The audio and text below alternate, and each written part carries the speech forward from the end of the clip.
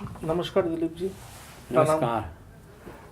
You had been visiting West Bengal for last 6 years. Yes. We will talk details about it a bit later, Okay. but please kindly introduce yourself. Okay. Namaskar, everybody. My name is Dilip Mehta. I live in Houston, Texas, United States.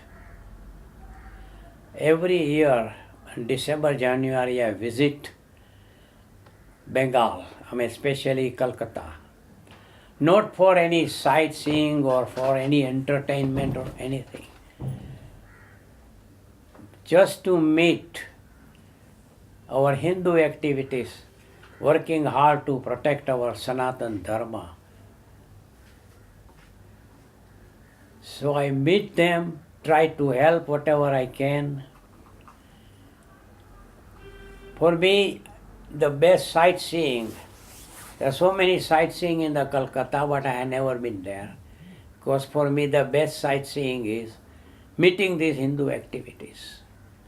For me, that is the best. Right from the childhood, I have some kind of a passion for our Sanatana Hindu Dharma. I used to wander with some Swamis and Katha teller and ask all kind of questions, trying to understand what exactly meaning of our Sanatana Dharma. Then in 1968 or 70, I got my MS degree in physics from Northeastern University, Boston. After that, I started working, and after retirement, I am part-time teaching at community college in Houston. Good. And age? What is your age? Oh, my age is 79 and a half. In July, I will be 80. How long are you in US? How long? Are you in US? Oh, I went to US in 1965 as a student. Since then, I am there. Okay. What about your family? Your family, Dilip ji? What about your family? Well, I have a wife and 2 daughters. They were born and raised in USA. Okay, they both are working right now. They have very good jobs. Yeah, they graduated from the University of Texas. You said right from very beginning, childhood, you Right. had been attracted towards Sanatan Hindu Dharma, right. Dharma. But from what age you are committed towards Hindu activism, and what inspired you to be? Oh, actually in high school and all this, I was committed, but the scope was limited.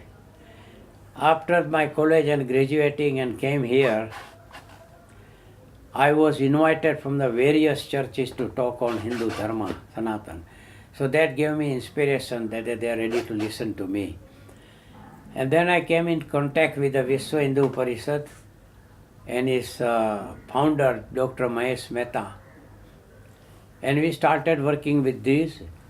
We started children camp, explain children what the Hindu Dharma is and what they have to do it. So since then, I picked up little bit faster all this Hindu activity, and then I saw all this, degradation of the Hindu and Hindu society. So I thought we must work hard to restore our glory. Which year was it that you Yes. started activism? Yeah, it's about 1970. This is in Houston, okay? 1970. Sorry, it's in the USA. I was in Boston. Yeah, 1970. About Arvind Ghosh. Arvind Ghosh. Yeah. Your contact relation. Yeah. The one I gave you the book? Yeah. Yeah, I came into contact with Sri Arvind Ghosh. I think his father was president of Jan Sangh, if I remember. And his mother was the only one at that time got the master degree in Sanskrit. He wrote a big book on Islamic imperialism and Islamic terrorism. It's called the Quran and Kafir.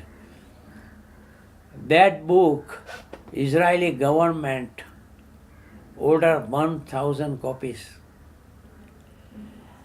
So I came in contact with him. He showed me what exactly other so-called religions are doing and how they're damaging to our Sanskriti and our Hindu Dharma. So I've been very much inspired by this Arvind Ghosh. Of course, he's no longer there, but his inspiration is still with me. Some of that writing, it was a very good writing he did. He used to write all our, including the Pakistani magazine, Pakistani newspaper, including here Indian newspaper. He was writing all over. So he inspired me a lot. How do you see the present situation in India, especially under Modi ji's tenure? Do you see any positive change or negative change? How do you see this? Well, the positive changes, only positive changes are, at least people have now started speaking out. Before that, nobody has the guts to talk. Now they are talking. But it is a common people are talking. About these young generations, they are actively participating, but still the outlook looks very glim because the secular and anti-Hindu forces are very powerful. To combat that, we need a very, very big population who really think about our Sanatan Dharma. So right now, I don't think that much positive. Another problem with Hindus, in the beginning they are very good and become emotional and they do. After that, slowly everything is subsidized. That should not happen. We have to continue to fight. Now Narendra Modi ji and all other politicians come and go. We cannot depend on this. Our problems should be solved by ourselves. We have to make the Hindu front so powerful that nobody would dare to do anything against us.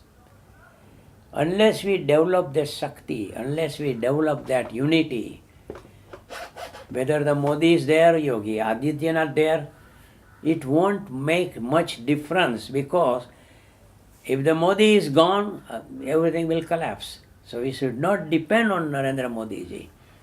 We have to have our own strong front. Once we develop the strong front, automatically all the problems we are facing will be solved. Being a Gujarati, are you happy with Modi ji's performance? Are you proud of Modi ji?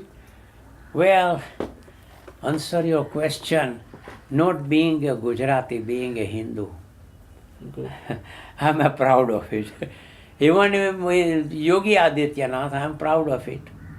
So, it's not being a Gujarati, it's just being a Hindu. I'm proud that he did something.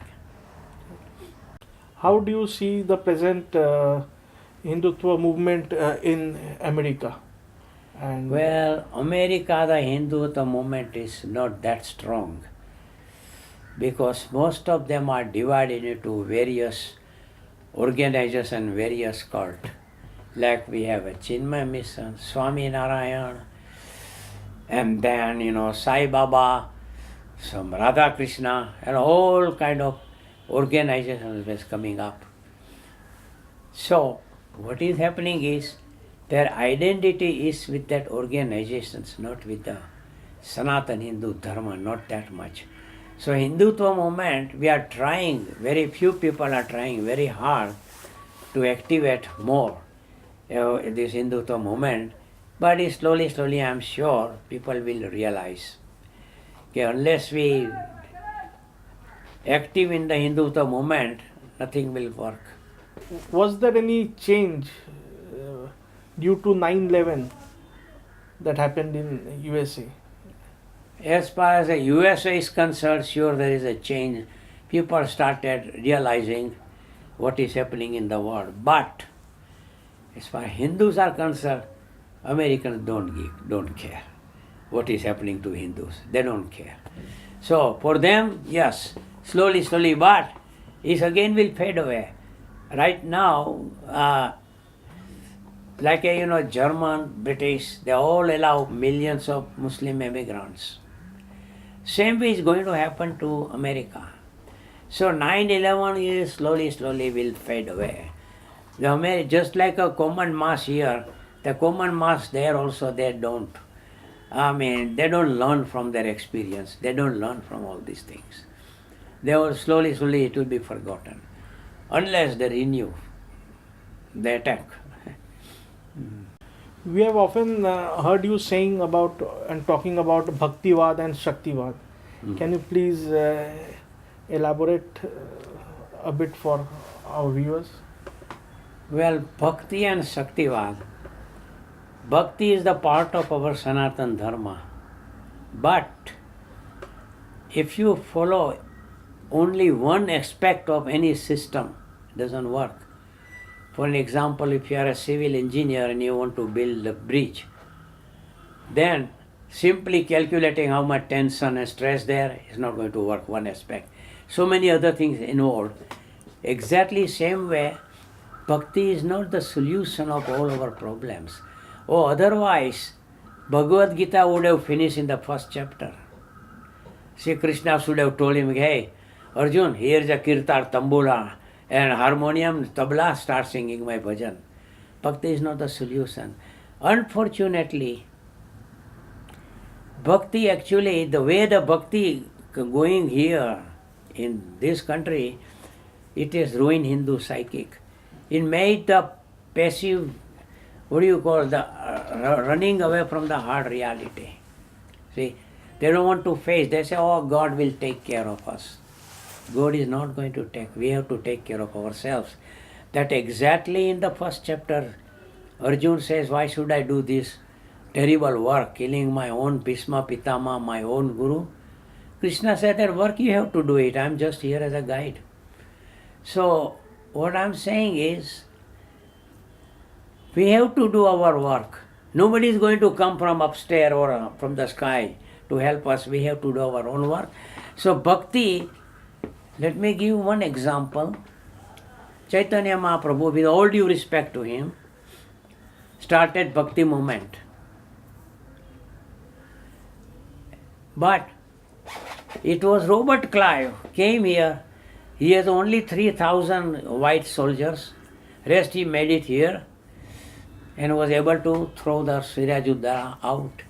How come Chaitanya didn't think that way? Okay, first let's end this Mughal kingdom. What happened now? Half of the Bengal is gone and remaining the Bengal is just a matter of time becomes the Islamic country. So Bhakti is not the solution. One of my friends says that Hindus are drugged with this Bhakti. They forget all this, we have to do that. They completely close their eyes. So Bhakti movement, I think, it's ruining the Hindu psyche. Not only that, it is done more, quite a bit damage. And the people think all this Bhakti yoga, because of that Hindu Dharma survive. I don't agree. Because go to villages, go to, even cities, common people, talk to them. They don't know anything about, Swami Vivekananda or Chaitanya Mahaprabhu or Mirabai. They may know some bhajans, but other they don't know anything. Same thing Ramana Maharshi. Who knows about Ramana Maharshi? Nobody knows. Great spiritual soul. We don't need the spiritual soul. We don't need Bhakti Yogi. We need person like Napoleon, Churchill, Robert Clive, Genghis Khan, Mao Zedong. Those type strong leader we need to steer the India's destiny.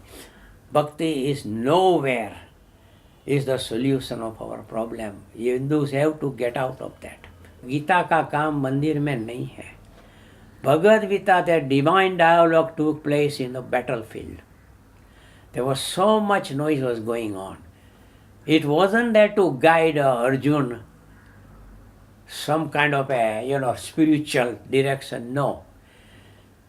I met day before yesterday General G.D. Bakshi.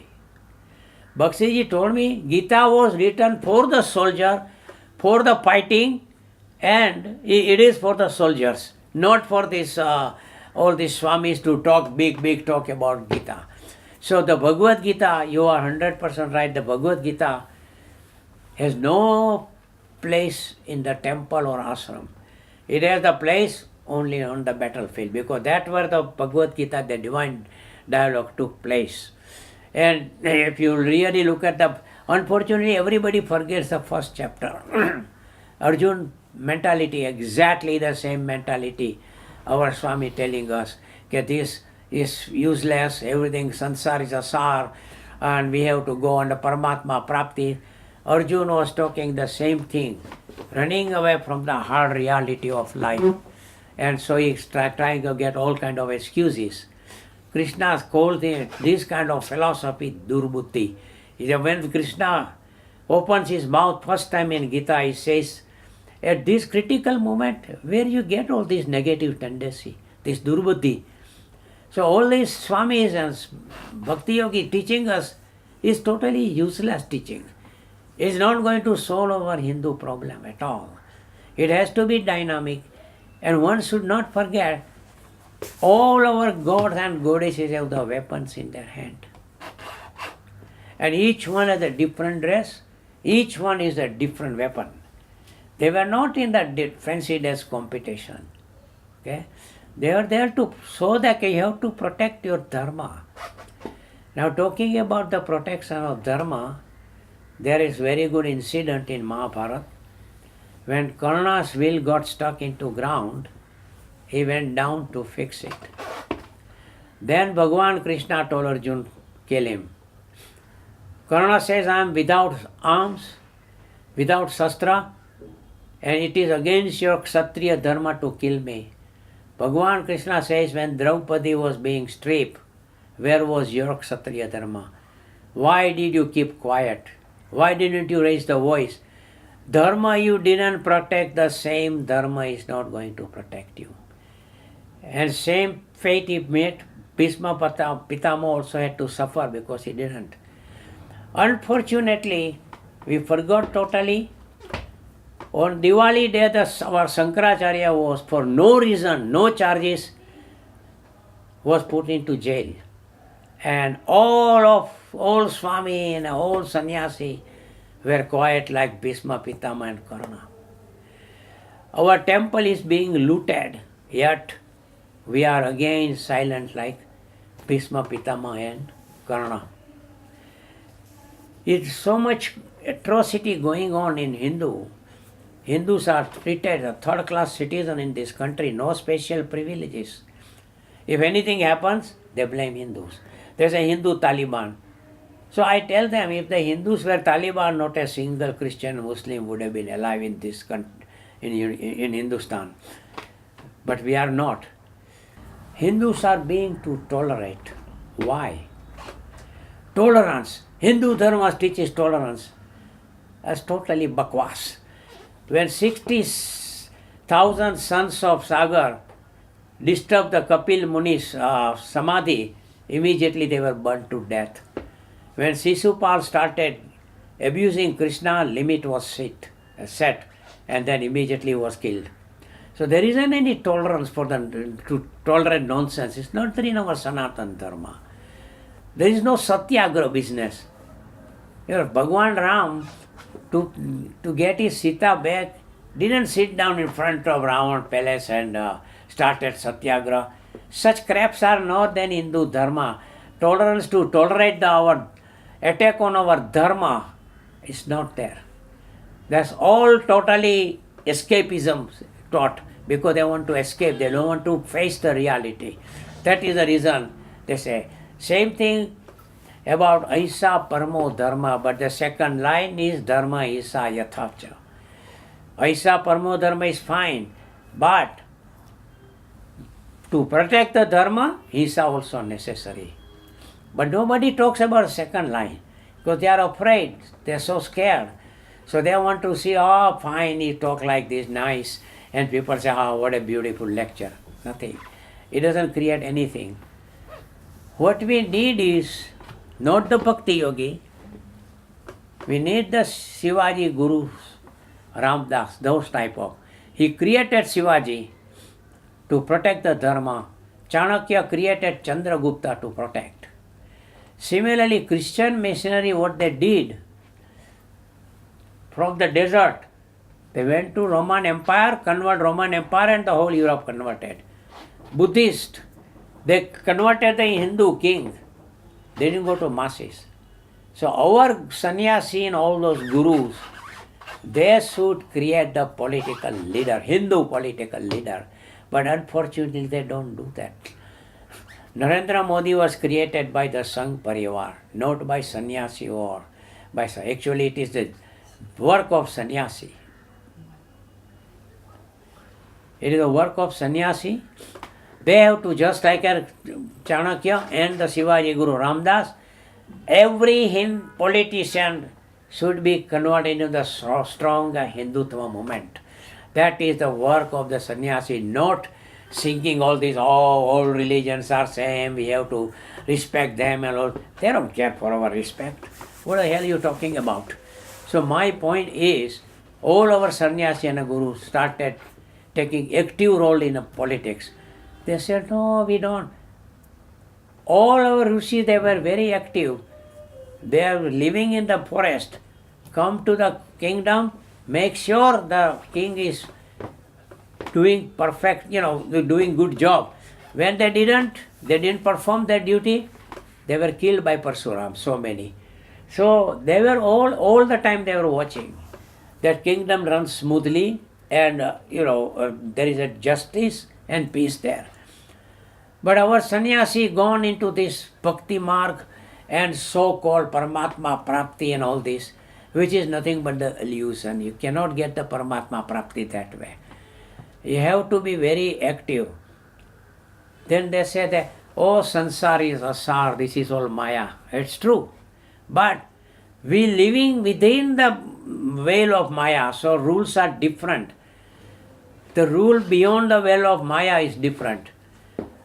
When Vasishtha Muni, when he was in his samadhi, he was beyond veil of Maya, where the whole universe becomes one. You see the vision of the transcendental reality through entire creation.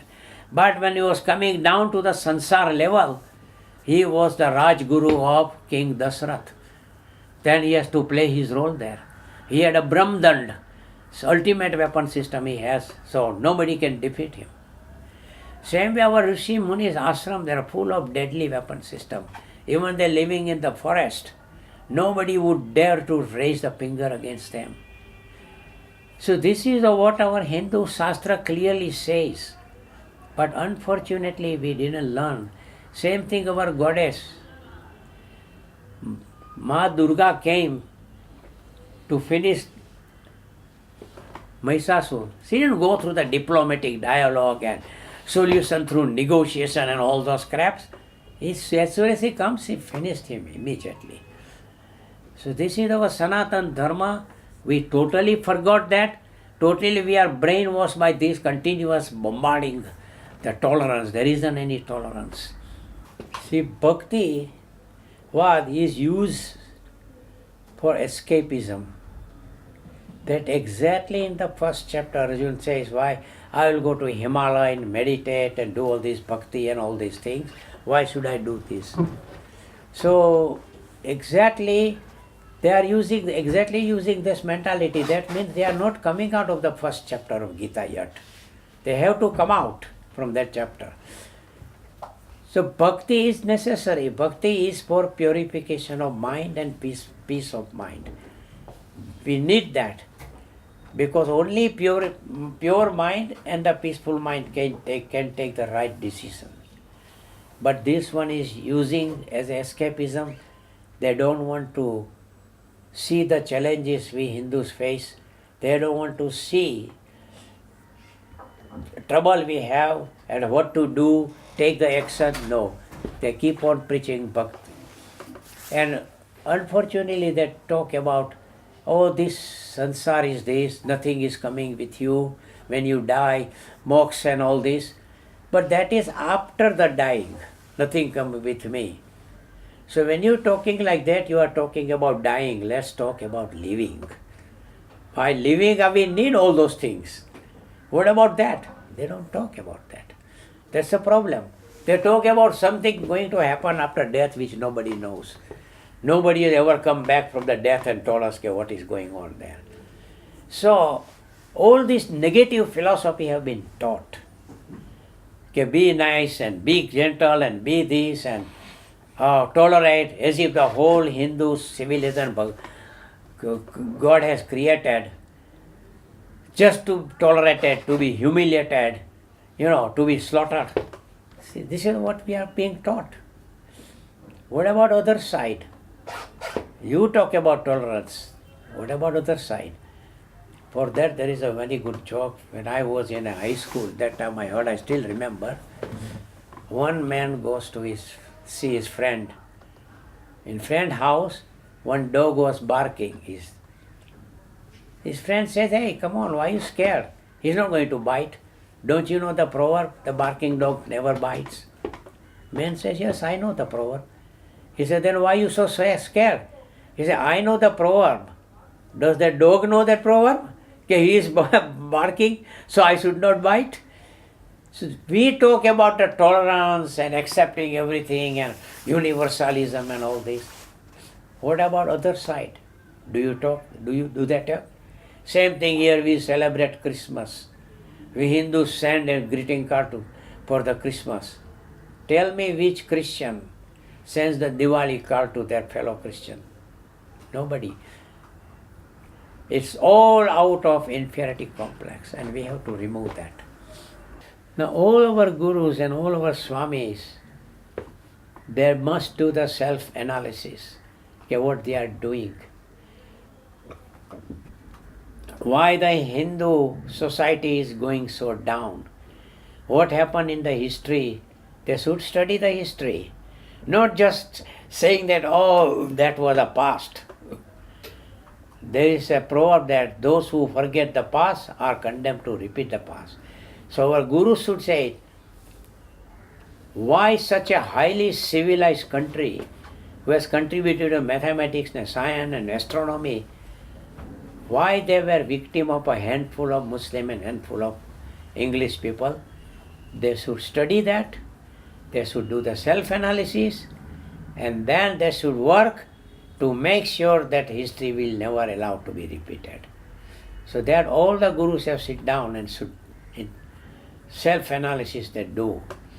This bhakti and jnana, all these English-speaking Swamis that talk about big jnana about karma yoga and bhakti yoga and jnana yoga and all this, it's not going to help Hindu society.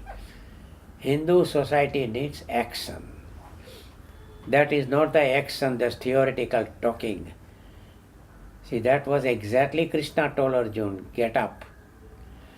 Even if you took at the last slok, Yatra Yogeshwara Krishna, Yatra Partho Dhanodara, Tatra Si Vijay Niti Matir Tuva Mama. Partha Dhanurdhari Parth means Arjuna with weapon system. It clearly says. But our Swami and Guru, they want really this popularity among the disciples. There are very few Swami that started talking now. We have to do something else.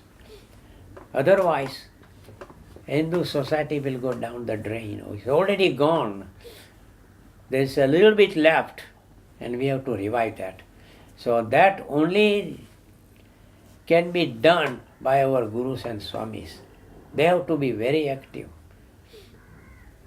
See, we don't need the RSS and VHPF, they have did their work. See, in Christianity, in Islam or Jewish religion or Buddhist, they don't have those because they don't need it. Their Dharma Acharya takes care of everything. So it is our Dharma Acharya's duty to do the self-analysis where we went wrong and start doing. We have seen all major religions of the planet have time and again reformed itself, but Islam has always denied and strongly objected to any sort of reforms. How do you see the world leaders will tackle and counter Islam? First of all, we have to understand Quran.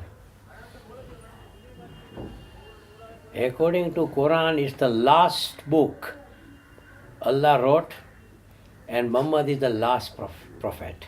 So it cannot be reformed. See, it is their belief system. Okay, whatever said in Quran, no question is asked. It cannot be reformed. That's why it cannot be reformed. Now the world leaders haven't studied Quran actually. World leader hasn't studied. They don't know much. It is after 9/11 they opened a little bit eyes. Other than that, that thing. Only right now Trump, Putin and Chinese leader and Israel, only those leaders are doing something. Other than nobody cares. In fact, in England, the guy was going to tell about real thing about Quran, he was jailed. The politically correctness is ruining us. We don't want to tell the truth because it's not politically correct. Same thing in India. If you say anything against anything, immediately they brand as a fanatic. We are fanatic. Even we are telling the truth. So that is happening in the world leaders. Majority, they don't care. Same thing, same situation where our kings and all these, Afghanistan or Hindu, everybody is a Hindu Pradesh. But they were all in their own world living, nothing will happen. So that is the condition. Because nobody knows that Islam cannot be reformed. Then if they try to reform, then they are not Muslim. Immediately fatwa will be issued. In terms of physics, there is a law in physics called the second law of thermodynamics. It says entropy means a disorder state always keep increasing. Only in the closed system, older state, it stays in an older state. But the closed system has to be supported by external force. Moment that force gets weak, it will explode. It may happen to Islam and Christianity, just what happened to the communism. See, communism is a closed system. Finally, it's coming out, it's going up. Same way, the Islam and Christianity both are closed system. So, ultimately, if you really look at the second law of thermodynamics, when the force is removed, then it will collapse. But that is the reason they want to make sure the force stays there. Both Christian and Muslim. Actually, there is no much difference between Christianity and Islam. If you follow the Old Testament, it's the same thing. But because in Christianity, all the great scientists, took birth in Europe. Because of the reforms of Christianity. Oh, Christianity was reformed not by Christian. Because outside forces, they proved, Galileo and all the other scientists, the Bible is wrong. See, that's why they started reforming. It's not that, if you talk to the real strong Christian, they always say that, Bible is correct. So, because of that, they were compelled to reform, because otherwise there is no economic progress. It won't be So that is the reason Islamic countries are not going further, because they're living in that closed systems. They have to come out of that closed system. But what are the external forces who give All life these to- mullah and all these rulers, Islamic rulers, mullahs and all these, they are external forces to keep the Islam alive. Dilipji, we want to thank you for coming to us time and again every year. And you are the first generation Hindu to activist from USA, and you have inspired scores of young Hindus, and now they are also Hindu activists. And our own Tapanji, he visited USA 3 times, and on all occasions he stayed in your house. And we are very thankful that you are helping us. You helped Tapanji, now you are helping us, and we are very grateful to you. And we wish you very good health, and we wish you come back to us again and again.